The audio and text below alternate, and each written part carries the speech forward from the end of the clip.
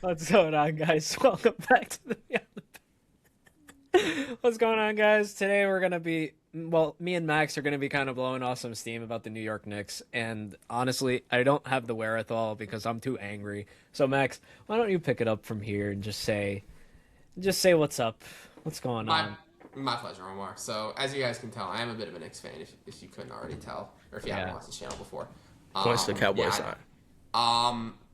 yeah. This is probably this is definitely the most pessimistic I've been about the Knicks all season, and I think there's good reason. Obviously, 7-9 since winning the NBA Cup, the record. You could just say the record speaks for itself. But as someone who's watched a lot of these games, the biggest thing that has stood out to me, especially in the last few. Just the lack of intensity, the lack of urgency. I know that's a buzzword that you can throw around, but it legitimately has felt at times, and I think this peaked during the Sacramento game that the Knicks lost a couple nights ago. Really just, it looks different than other teams. You watch a Spurs versus OKC game, I think even though the Spurs got demolished, both those teams were playing hard. It was a chippy game, it was a physical game. Sure, the Spurs got outplayed, but I feel like that loss was a lot less embarrassing for them than the Knicks losing to the Kings on a night, admittedly, where Brunson went out. But the energy was not there. The physicality was not there. And I think it starts with one player. I think it starts and ends with Karl Anthony Towns. And the blob. I call him the blob. As much as he was great last year, and I will give him his flowers for having a great start to the year last year. He played well in the playoffs. This season, Karl Anthony Towns has been one of the most disappointing players in the NBA. And I don't think that's unfair to say. The offense, fall off from him, has been immense. He went from shooting a lot of threes at the start of last year to shooting some threes in the playoffs. He's barely shooting threes now. He's ending the game with one or two threes taken. And for someone who declared himself as the greatest three-point shooting big man of all time, I'm not quite sure why that is. He's also someone who is, while very talented in the post and catching the ball 15 feet from the basket, insists upon driving head down from the three-point line every single possession and trying to draw contact and shamelessly foul bait, which the refs have gotten hip to and no longer call. His defenders have gotten hip to and they no longer swipe down and foul him. It's not working. And we're seeing these games where Jalen Brunson is either not on the court he's either resting or recently he's been injured these last two games. In these moments, Karl Anthony Towns should be the number one option on the Knicks. He should be the backup. He should be the insurance policy for Brunson. When Brunson is not out there, he needs to be having 30-point nights. He needs to be playing efficient basketball. He's not doing that. The onus has fallen on Mikal Bridges, OG Anunoby, Josh Hart. These other guys cannot be expected to be offensive engines when you are being paid $53 million a year. Especially when you're being paid $53 million a year to be a bad defender. Because Towns has always been a bad defender. That's nothing new. But when he's so inefficient and lost offensively, he's almost unplayable. It's getting to the point where he is almost unplayable because he does not add value to the Knicks when he's out there. At least not the value you would expect from a $53 million player. So, do I think the Knicks season is over? No. Do I think the Knicks need to blow it up? No. But I am very much getting to the point where I'm not sure this team can be a championship level team with Karl Anthony Towns on the roster. I think I'm very close to, if not at that point. I think Jalen Brunson deserves a better running mate. He needs someone who's going to be consistent. I mean, you look at these other teams. When Jokic goes out, Jamal Murray's averaging 30, and he's dropping 30 points and 17 assists. Jason Tatum goes out, Jaylen Brown looks like an MVP candidate. Jalen Brunson misses 2 games, and the Knicks look lost offensively, and Karl Anthony Towns. He's not a first option. So, Who is not a first I option? think the Knicks should be exploring a Towns trade. I don't think there's a reason to rush it, but if there's a trade to get off of Towns and stay a championship team, I think you got to at least pick the phone up. Omar, are you ready to go, or should I pick this one up? I want to give you your time to talk. I don't mind I'll lob spreading it up up the Knicks. there. I don't mind spreading up the takes. I'll lob it up to the second floor. I'm not gonna lie to you, Max. You absolutely cooked. And the last point you just made, I think it's time to trade Cat as well. And it might be a little bit of an overreaction because how he's looked as of late. Because listen, they did go to the conference finals last year with Cat. They went to the conference finals with him, his first year on the team. So you can say overreaction, but the body language from Cat and Mike Brown singling Cat out in that press game conference the other day was all I need to see. I mean, Cat, like Max said, he is going against the grain of what makes him a great player. He is not shooting the ball anymore. When he goes to the paint, he looks like a person who just began using their legs last week. Like, he's falling to the ground, he's slipping on the ground, he's talking to the refs, hey, foul! Like, he's not locked in right now. Cat is not playing good. He doesn't play defense. And without Brunson, he is the spearhead to this team. And he's not cutting it right now. I think that Cat is not the only person to blame. I hate to bring up 2 years ago Bridges, but Mikal Bridges went from being a number one option on the Nets to just like, he just acts like he can't create offense no more. Like, Mikal Bridges has to step up when Brunson's not playing. OG Anunoby has to. I know OG's battling injuries on and off the court. Got to step up, bro. You're getting paid $200 million. Like, where you at? I don't understand what the Knicks are doing. I understand Tibbs is somebody that did not know how to utilize a lineup and swap and switch guys. But what Tibbs knew how to do was coach up a defense with or without his best player. Mike Brown is not a defensive coach. It's also on him as well. Look at these Kings teams the past couple years. Yeah, they had that magical year against the Warriors where they went to Game 7 with them, first round with the Warriors, this and that. Defense was not there for the Kings. They were scoring 120 points a game. Like, they were putting up hella points. This Knicks team, if they're not scoring 125-plus points, they are losing games. They are soft defensively, starting off with Karl Anthony Towns. But I have another take here. Or a question to my Knicks fans, also you, Earl, if you want to answer. Do you trade, instead of Cat, do you partner Cat with the big like Jaren Jackson Jr., somebody who can help protect the paint? Because Cat is just not going to be there in the paint. He's a dominant-ass rebounder. He can do big man-like things. One thing he's not going to do is play defense. That's just not Cat's game. One thing Jaren Jackson's going to do is play defense. So would you consider trading an OG Anunoby and another player, or just OG straight up for Jaren Jackson? Because I think Jaren Jackson's value has gone down tremendously this year. Look at his splits. That brother can't get 5 rebounds a game. His under is cashing every single night on rebounds. He don't get rebounds. Put him next to a Cat who is literally a top 5 rebounder in the league for the last 3-4 years. I think that's a match made in heaven, putting Cat next to Jaren Jackson Jr. Their inside-out game could work out great. Even though Jaren Jackson's back-to-the-basket game is very unorthodox, he has it in him. He goes left a lot, can use the left-hand hook, has the float game. That looks really nasty, but it works for him. Can pick and pop just like Cat can do. I think that is the fix. Put him next to a defensive big. But I wouldn't kick the tires on Cat as of now. It's a little bit of a reaction to say to trade Cat, but that's how bleak it's looking right now, this Knicks situation. It's not looking good. But what do y'all think about that? I'm done with my Knicks take, but do you think a Jaren Jackson trade can help this situation in New York? I'll just throw it out there real quick, and then I'll let Omar and Earl go. I think as long as your two best players, in which the Knicks case is Jalen Brunson, Karl Anthony Towns, when your two best players are awful to subpar defenders, you're not gonna be able to win at any sort of high level. So I think that emphasis should be not pairing up Towns with someone. It should be finding someone who fills the deficiencies of Brunson on the defensive end better than Karl Anthony Towns does. Okay. That's my take. Max, man, you sound fed up. I've never heard you sound like this as a Knicks fan. And I've only known you for like 2 years, but like you sound pretty pissed. I'm more so, and listen, I'll give Mikal. I think Mikal's problems right now stem more from the fact that he's not like you said. It's not that he's playing poorly, but it's that he's not taking on enough of the offensive load. I think he needs to shoot more. I mean, you look at the Golden State game last night from when we recorded. I think he was 9 for 10 at one point. I don't know why he only had 10 shots. When he needs to take more shots, if anything. He needs to play more like he is a number one. Like you said, he acts like he can't create shots, but he can. It's not that he's playing bad. It's not he's not using his potential. Exactly. He could get whatever shot he wanted on the Nets. It was actually unbelievable. He could do that. Yeah. He would just crab dribble. I want that spot in the mid-range. I'm going to dribble there. I'm going to pull up. I'm going to hit it.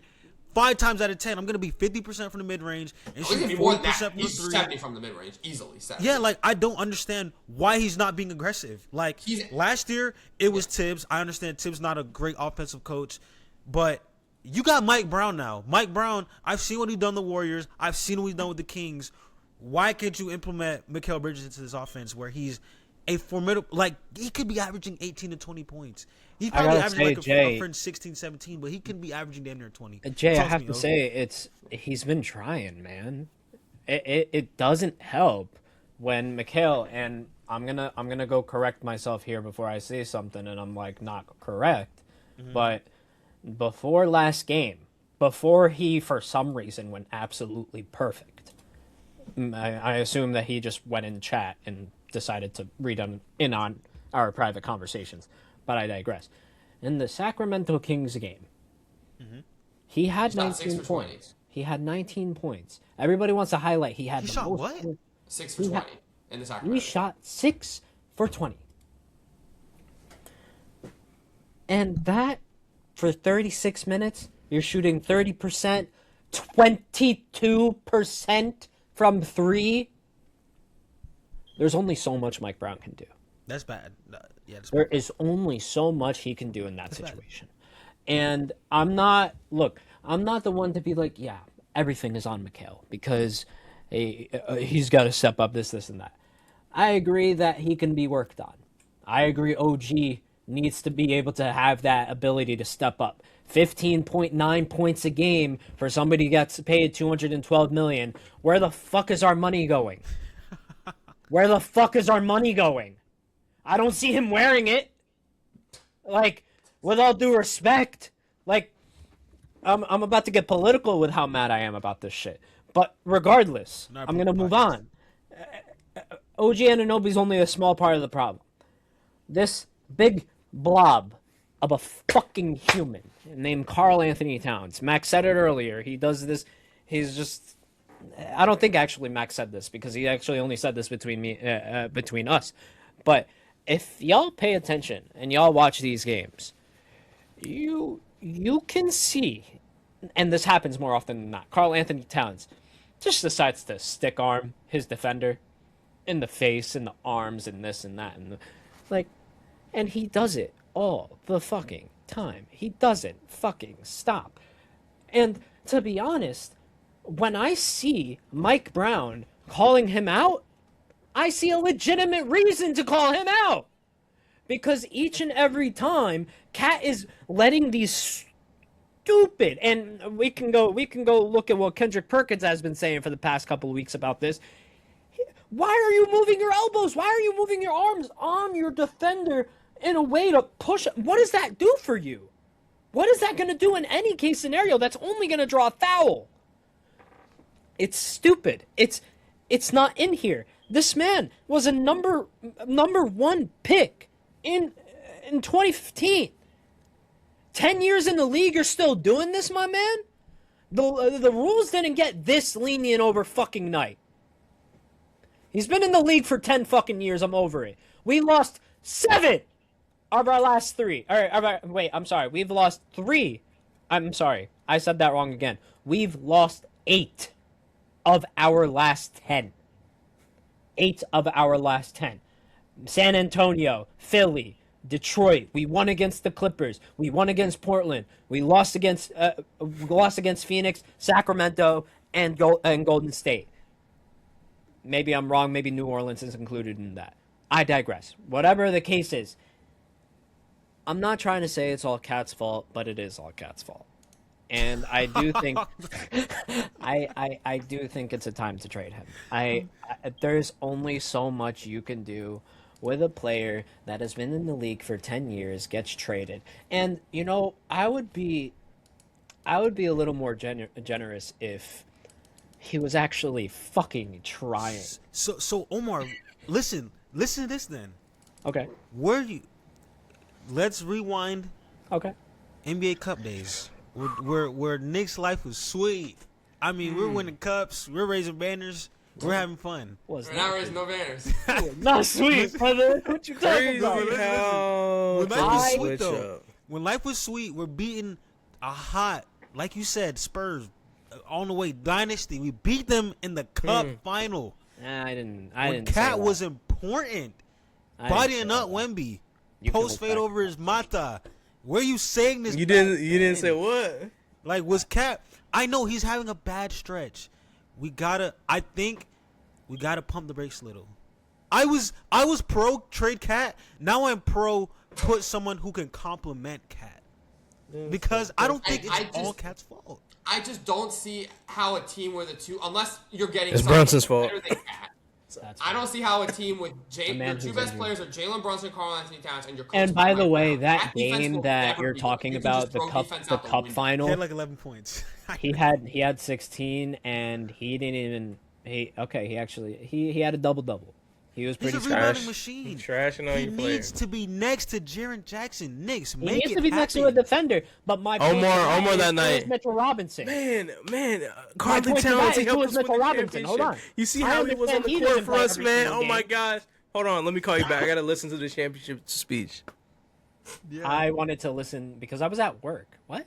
I was the I was curtain at raiser. work at the Cup game. What are you talking about? No, I'm listen, saying listen, we were on the phone. One more You thing. trying to act like you didn't minutes. care about the cup and y'all weren't praising Cat and stuff during this cup run? It's I was crazy. not. No, By the listen, way, I was not. You can One more actually thing. go back on conversations, text conversations. I was not a fan of Cat. You can ask my father, who lives right above me upstairs. I'll bring him down for a podcast. We'll come and have a conversation. I will say, the best player when the Knicks played the Spurs in that game was OG Anunoby. It was not Yes. Towns. Yeah, he went. no, I didn't say he was the best player. No, but I'm just saying, like, in that run, I don't think Towns was the best player in any of those The games. reason why I bring up my father is because we feel the same way about Karl Anthony Towns. We feel like he is such a skilled player, and he doesn't use it at all. We feel I do like that. I that do these and my father he didn't grow up with it. He came to this country when he was relatively older, but when he first got to this country and he was watching the New York Knicks, he was watching Patrick Ewing. He was watching a traditional big man. So when he sees Cat taking mid-court threes, he gets pissed off. And honestly, I do too. You don't need to be that deep. Go to the corner. Shoot the corner. You can maybe be more efficient because you're a little closer. It could happen. There's just a lot of things I feel like Karl Anthony Towns could be smarter about. And he's just not using that. But that's the thing.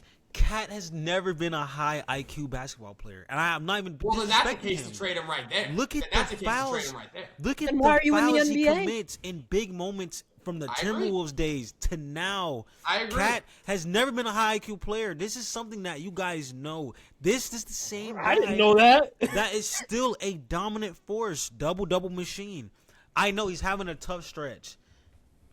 This is not all Cat's fault. This is No, it's one, not. Mike It's not. Brown is not coaching up a good defensive scheme because the Knicks went from Fact. being a really good defense last year Fact. to kind of nothing this year on defense. With They let the the same Kings, roster. With the yeah, same they let the roster. Kings kick them in the butt. And added Jordan Clarkson, he don't do nothing on defense. Sorry, even though Clarkson, you're great on offense, but He's it's Mike Brown I ain't not even being the mad at same Clarkson. defensive guy that Tibbs was, one. And Yep. two, Cat not being the same guy he was last year efficiency-wise. He's still a great rebounder. And Jalen Brunson getting hurt earlier in the season. Jalen Brunson did not get hurt this early in the season. Remember, that Warriors game was the Lakers game where I thought he flopped and hurt himself. That was late in the season last year. Brunson wasn't really hurt last year. Like, he was playing through ankle injuries in the playoffs, but he was relatively healthy. Now he's missing some games. The Knicks are losing. It's not looking that good. It's a lot of things that factor into this. Cat is almost the least of their worries because listen, I totally Cat disagree. is not supposed to be the number one option. It's supposed to be Jalen Brunson. but when you're the And number that's two fair, option- but you can also say, like, he's only missed one game in total. I understand you can technically say 2 games because he went out within 5 minutes of that first game. We'll say two. We'll No, say. but, Well, we'll say Brunson two has to be a been little bit playing beneficial hurt, for though, you. is my thing.